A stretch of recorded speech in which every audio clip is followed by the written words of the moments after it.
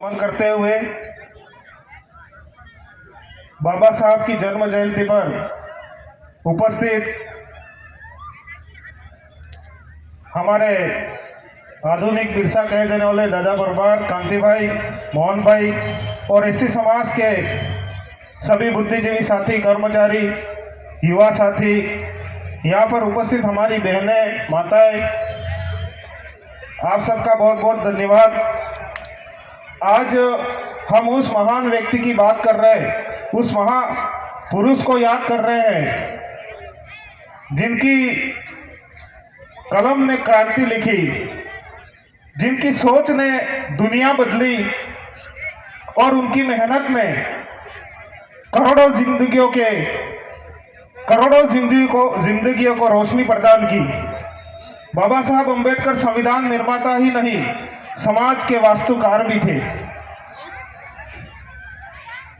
आज हम जिस स्थिति में हैं, आज हमारे पास अच्छा शर्ट है, पैंट है, टाई है, हम अच्छी शिक्षा प्राप्त कर रहे हैं, ये तमाम जो अधिकार हमें प्रदान किए हैं बाबा साहब की वजह से हमें मिले हैं। साथियों, वो दौर भी था जब बाबा साहब ने बोलने की हिम्मत की। उस वक्त, उस जमाने में बोलने वालों की जुबानें भी काट दी जाती थी और बाबा साहब ने उस समय लिखने की कोशिश की। उस समय लिखा जब पेन में स्याही नहीं, जाति और अन्याय की धूल लोगों के दिमाग में चढ़ी हुई थी। काफी संघर्षों के बाद हमें इस स्थिति में लाके छोड़ा है। हम लोग बाबा साहब की जयंती आती है, हमारे महापुरुषों की जब जयंती आती है तो उन्हें मनाते हैं, पर उनके जो विचार हैं, उनके जो सपने हैं, वो क्या चाहते थे, उनको आगे लेके नहीं चल रहे हैं। जो मिशन में काम कर रहे हैं, जो साथी, वो रात दिन काम कर रहे हैं, बाकी के लोग क्या कर रहे हैं। इस देश की जो परिस्थितियां वर्तमान में हैं काफी गंभीर है, हमें सोचने पर मजबूर कर रही है। और इसी तरीके से हम लोग अगर एकता के सूत्र में नहीं बनते हैं, अलग अलग तरीके से बटेंगे, तो आने वाले समय में अलग अलग तरीके से कटेंगे भी। हम लोगों को एक तरह के सूत्र में बंद करके आने वाले समय में हमारी जो ताकत है उसको दिखाना पड़ेगा।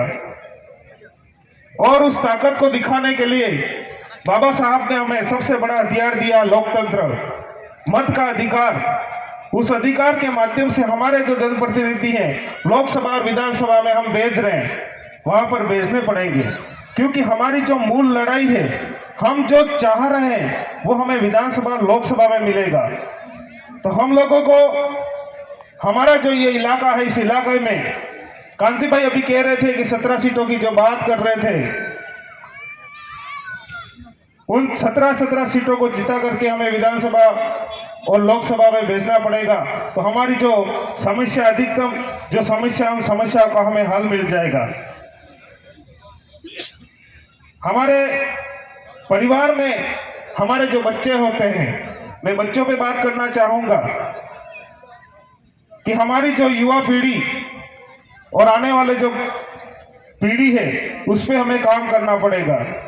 और हमारे जो बच्चों की आदतें हैं, उनके जो आचार हैं, विचार हैं, वो अच्छे तरीके से हमारे जो परिवार के लोग हैं, हमारे माता पिता, वही सुधार ला सकते हैं। क्योंकि हम जैसा करेंगे वो बच्चा देख रहा है, बच्चा ये समझ रहा है कि ये मेरे जीवन का हिस्सा है। हमारे जो माता पिता, परिवार के जो लोग हैं, जैसा करेंगे बच्चा भी धीरे धीरे ऐसा करता जाएगा।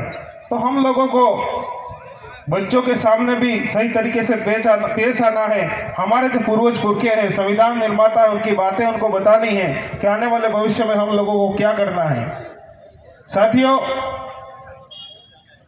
बाबा साहब के जो विचार थे, इन विचारों को हमें आगे बढ़ाने के लिए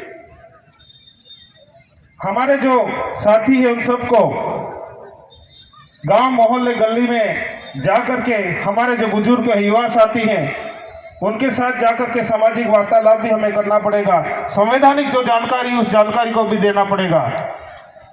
तो मैं ज्यादा नहीं कहूंगा, मुझे कहीं निकलना है। तो आप सबको बहुत बहुत धन्यवाद। जय भीम, जय जोहार, जय आदिवासी, जय बिल प्रदेश।